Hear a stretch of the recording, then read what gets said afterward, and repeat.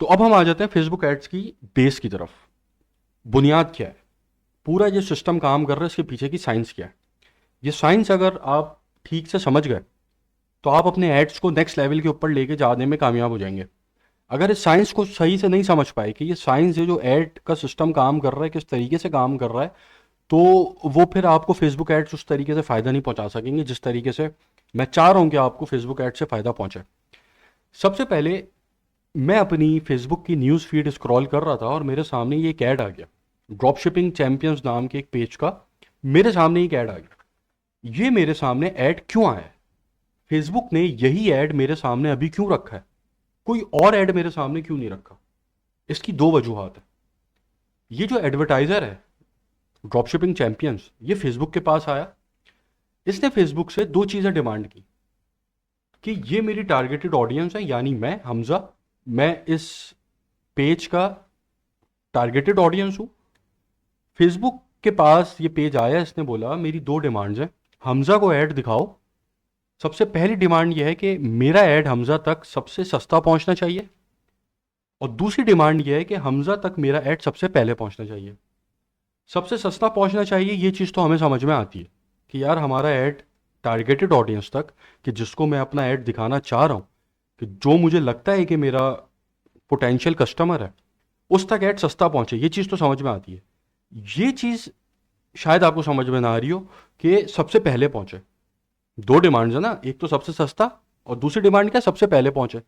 ये चीज़ मैं आपको ऐसे एक्सप्लेन कर देता हूँ कि अक्सर आपने देखा होगा कि आप फेसबुक के ऊपर कोई ऐड देखते हैं और उस प्रोडक्ट को बाय कर लेते हैं, और बाय करने के बाद आपके पास सेम प्रोडक्ट का या उसी कैटेगरी की किसी प्रोडक्ट का ऐड आता है, कि जिसको आप देख के बोलते हैं अबे यार मैंने तो पिछला ऐड देख के बाय कर लिया, मुझे तो ये चीज़ जो है ज़्यादा अच्छी लग रही है।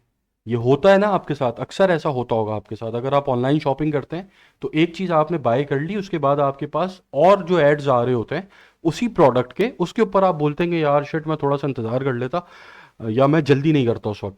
ठीक है, तो उसकी उसके जो पीछे रीज़न है वो ये है कि एक एडवर्टाइज़र ने आपको अपना ऐड पहले दिखा दिया जिसकी वजह से आप कन्वर्ट हो गए, और दूसरा जो एडवर्टाइजर था उसका ऐड आप तक बाद में पहुंचा, जिसका नुकसान उसको ये हुआ कि आप ऑलरेडी एक चीज बाय कर चुके थे, उसके बाद उसका ऐड आप तक आया।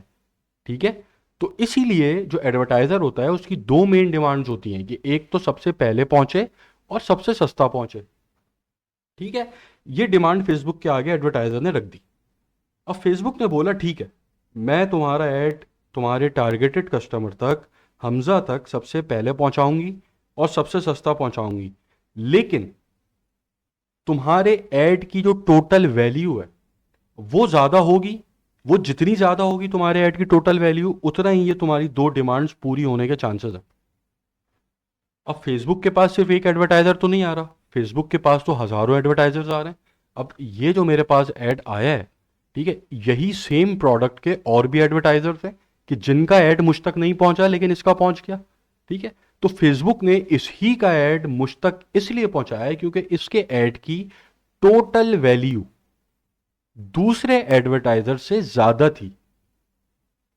ठीक है, अच्छा, अब ऐड की टोटल वैल्यू कैसे बन रही है, और टोटल वैल्यू की वजह से ऐड मुझ तक क्यों पहुंचा है, क्यों पहुंचा है, क्योंकि ये जो ऐड मेरे सामने आया है यहाँ पर, ये ऑक्शन की बेसिस पर आया है। जब बहुत सारे एडवर्टाइजर्स फेसबुक के पास आए थे तो फेसबुक को तो सब ने यही बोला कि मेरा ऐड सबसे सस्ता पहुंचे और मेरा ऐड सबसे पहले पहुंचे, लेकिन मेरे पास इस पेज का ऐड सबसे पहले पहुंचा, सबसे सस्ता पहुंचा होगा यकीनन। तो फेसबुक ने तमाम एडवर्टाइजर से कहा कि मैं करूंगी एक ऑक्शन, उस ऑक्शन के अंदर जिस ऐड की टोटल वैल्यू ज्यादा होगी वो पहले पहुंचेगा, सस्ता पहुंचेगा। तो ये हो गया ऑक्शन। ठीक है, फेसबुक को आप ये समझें कि फेसबुक एक ऑक्शन हाउस है, कि जहां पर डिफरेंट एडवर्टाइजर्स बोलियां लगाते हैं कि मुझे अपने टारगेटेड कस्टमर्स तक पहुंचने के लिए, और उसको सबसे सस्ता उस तक पहुंचने के लिए, और सबसे पहले उस तक पहुंचने के लिए मैं बोली लगाता हूं। ठीक है, कि मैं इतना पैसा खर्च करने को तैयार हूं, इसको कहते हैं बिडिंग। एक ऑक्शन जब फेसबुक करती है, डिफरेंट एडवर्टाइजर्स उसके पास आ रहे हैं, उसमें से एक ऑक्शन होता है, ऑक्शन का जो विनर होता है, जैसे यहां पर ऑक्शन का विनर ये पेज निकला तो उसका एड मुझ तक आ गया।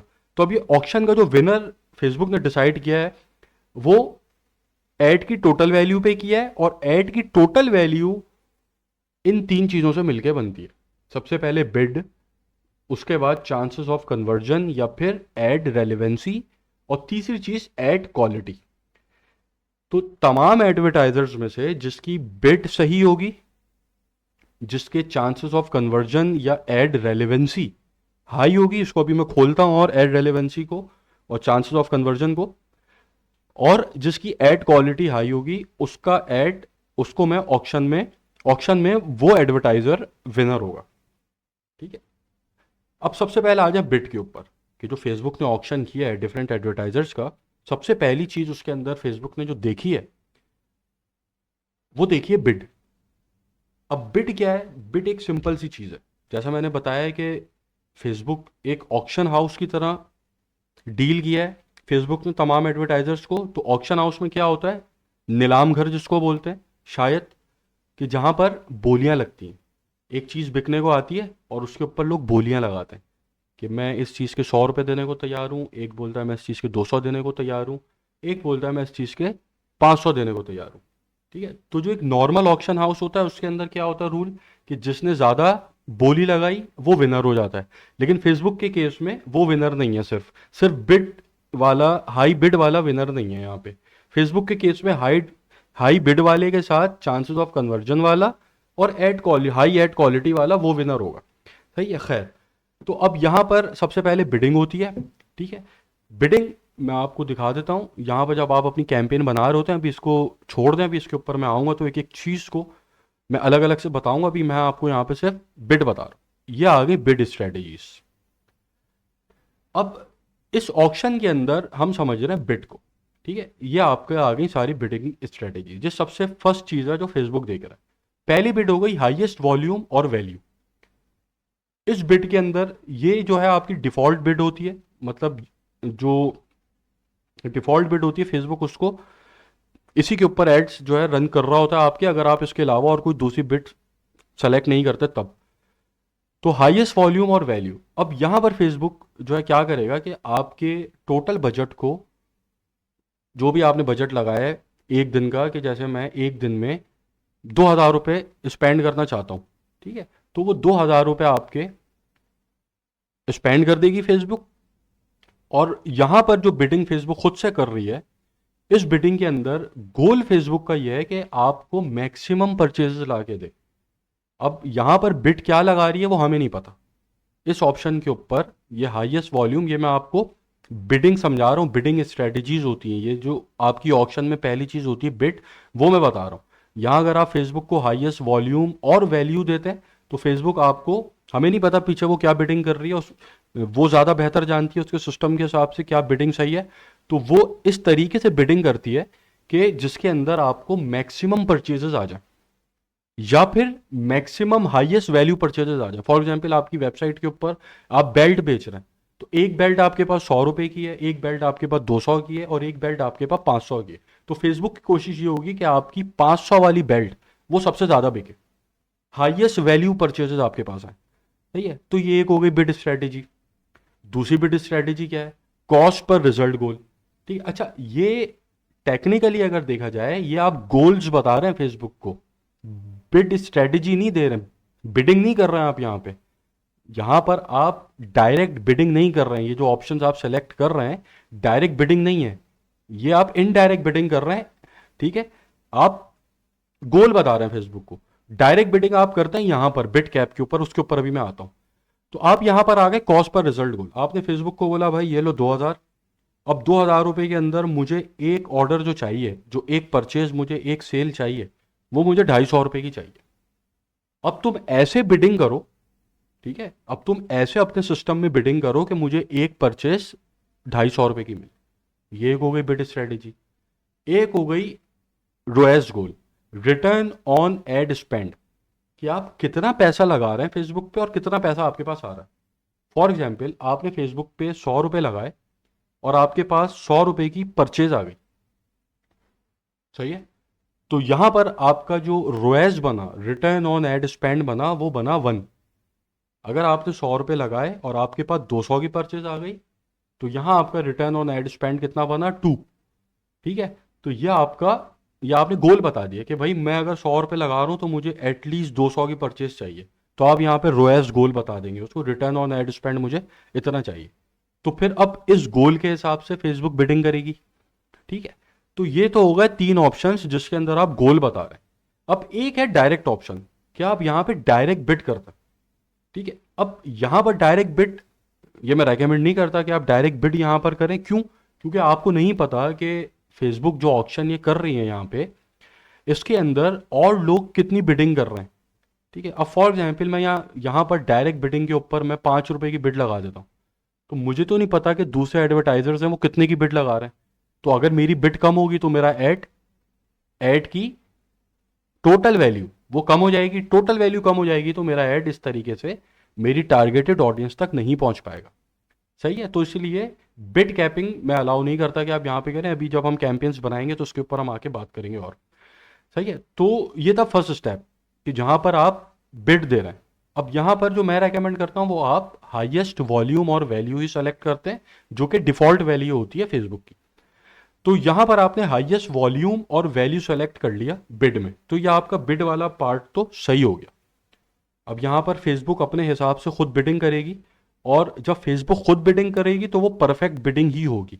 ठीक है। तो अब हमारा ये वाला पार्ट तो हमने सही कर लिया कि हाँ यार ये हमारी ऐड की टोटल वैल्यू तो बढ़ा देगा। अब ये वाला पार्ट सही है। अब आ जाए आप सेकंड पे, चांसेस ऑफ कन्वर्जन या फिर एड रेलेवेंसी।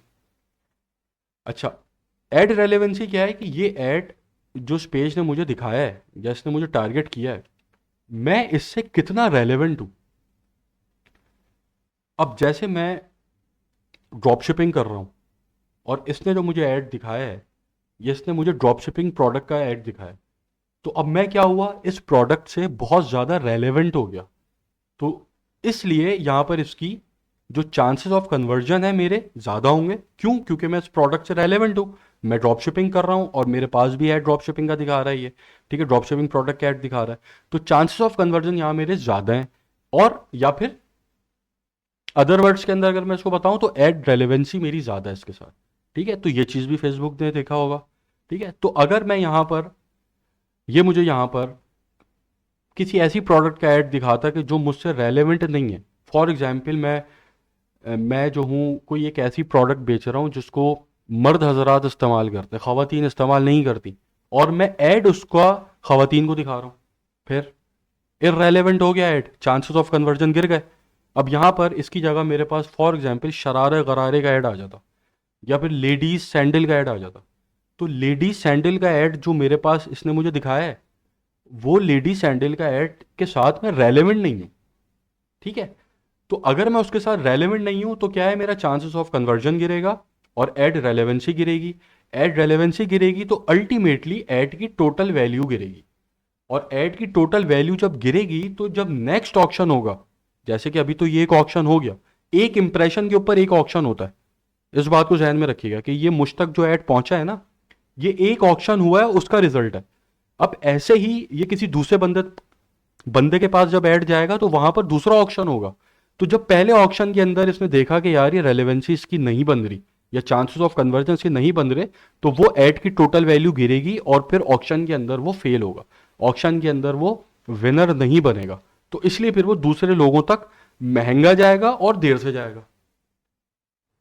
ये पॉइंट क्लियर हुआ आपको? फिर जब वो किसी दूसरे फेसबुक यूजर के पास जाएगा तो महंगा जाएगा और देर से जाएगा। ठीक है। क्यों? क्योंकि ऐड की टोटल वैल्यू गिर गई, और फेसबुक ने क्या बोला था कि मैं सस्ता दिखाऊंगी और पहले दिखाऊंगी सिर्फ उस सूरत में कि जब ऐड की टोटल वैल्यू ये ज्यादा होगी जिसकी। ठीक है। तो आई होप ये आप चांसेस ऑफ कन्वर्जन और ऐड रेलेवेंसी समझ गए होंगे। अब आ जाए तीसरी चीज पे। तीसरी चीज है ऐड क्वालिटी। ये बहुत इंपॉर्टेंट चीज है। आपकी बिड ठीक नहीं है, चांसेस ऑफ कन्वर्जन या ऐड रेलेवेंसी ठीक नहीं है, लेकिन ऐड क्वालिटी बहुत अच्छी है, तो ये आपकी टोटल वैल्यू बढ़ाएगा। ठीक है। आपकी बिडिंग बहुत अच्छी है, चांसेस ऑफ कन्वर्जन भी बहुत अच्छे हैं, ऐड रेलेवेंसी भी बहुत अच्छी है, लेकिन ऐड क्वालिटी घटिया है। तो ऐड क्वालिटी अगर गिरी हुई है तो फिर ये आप ऑक्शन के अंदर विनर नहीं होगा, और ये फिर इसकी ऐड की टोटल वैल्यू गिरेगी, और फिर आपका ये ऐड दूसरे तक सस्ता नहीं पहुंचेगा, एक तो महंगा पहुंचेगा और देर से पहुंचेगा, पहले नहीं पहुंचेगा। अब एड क्वालिटी क्या होती है इसको समझ लें। एड क्वालिटी के अंदर